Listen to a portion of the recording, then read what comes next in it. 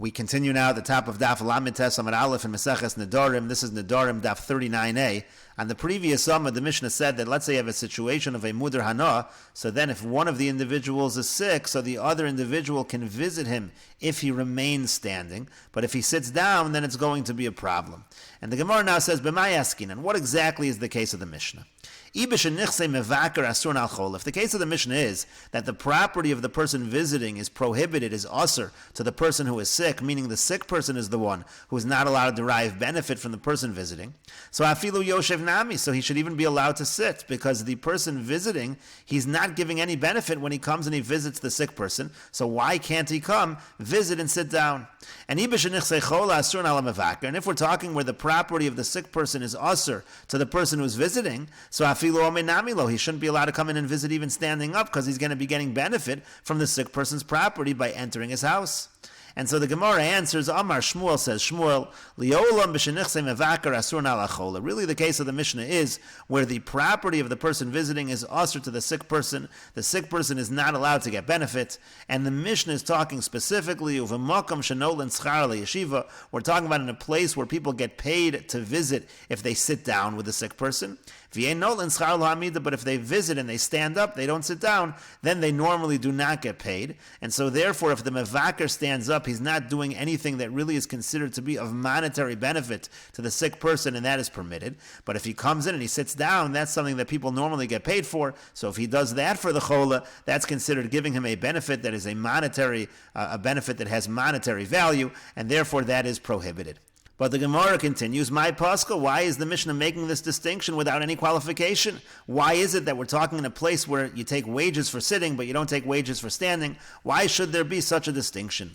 And the Gemara answers, Hakamash Malon, what the Mishnah is teaching us is as follows, Diaf b'mokom shenot l'nschar al yeshiva boy l'mishkol, al ha'amida lo boy l'mishkol, that even in places where they take money to visit those who are sick, for sitting with the person who is sick, that you could take money for, but if you're just going to stand there, you can't take money. And the Mefarish explains, Al ha'amida lo boy l'mishkol, for standing you can't take any money. Da'arayu, that's a temporary kind of visit. De'kachu ha'minig b'chol makom, that's the minig everywhere. For standing you don't take money.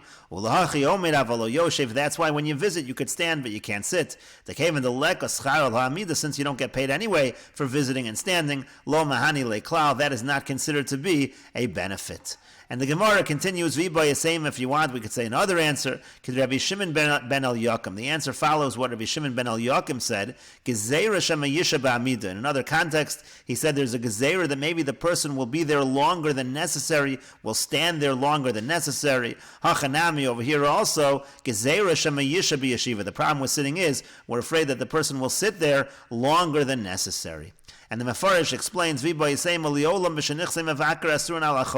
again, we're talking in a situation where the property of the person visiting is usher to the sick person. But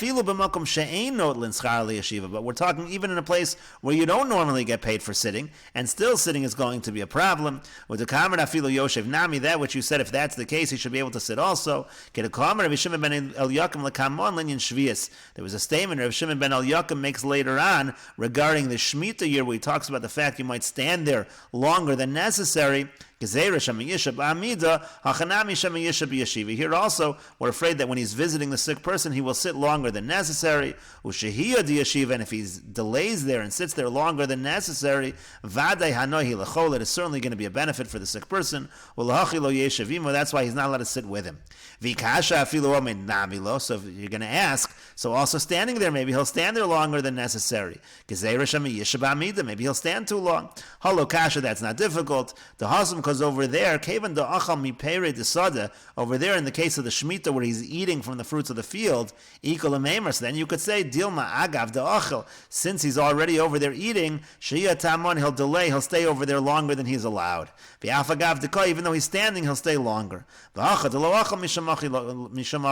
over here, where he's not eating, so it's not really an issue when he's standing up, it's only an issue when he's sitting down. And we will note over here that the case Rabbi Shimon ben Elyakim is going on is a Mishnah later on Daf Mem Beis that talks about a Mudar Hana entering the field of the person who he's not allowed to get benefit from during the Shemitah year. And the Gemara continues, Ula Amar Ula says, Liolam b'shenichse chola asur ala mevakir. Really, the Mishnah is talking where the property of the sick individual is asur to the person who's visiting. And so then we asked earlier, it should always be a problem for the person to visit because he's benefiting from the sick person's property. But the Gemara says, Ukagon delo adri min chiyusei. The case over here is that even though he's muder hana, he's not allowed to get benefit from the sick person's property, but in a situation where he's actually sustaining the life of the sick individual, the neder did not encompass that kind of a situation.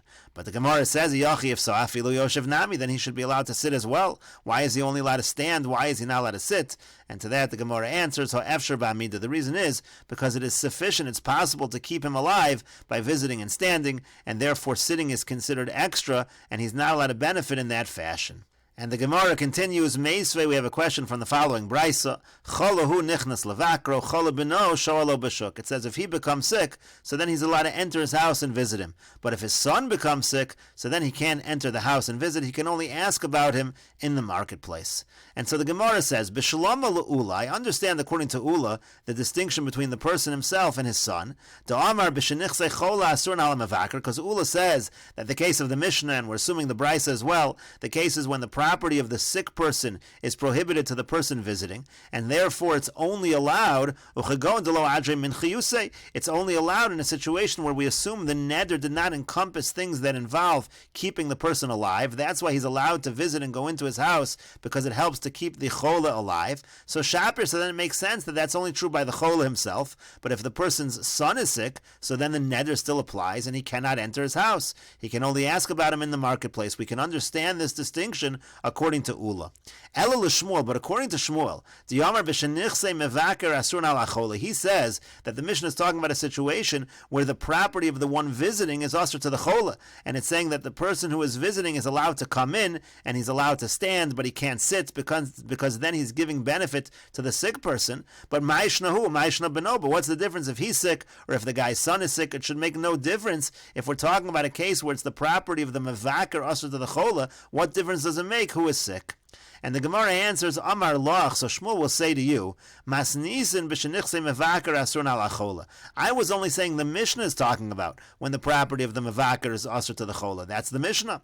However, the Braisa b'shenichse chola asur al mevaker, but you're right, the Braisa is talking about a situation where the property of the chola is asur to the mevaker, and in that situation, in the Braisa, of course, it does make sense to make a distinction between the person himself being sick or his son being sick. But the Gemara says, my paska, again, why would you make this distinction without any qualification and just assume that the Mishnah and the Braisa are talking about different cases?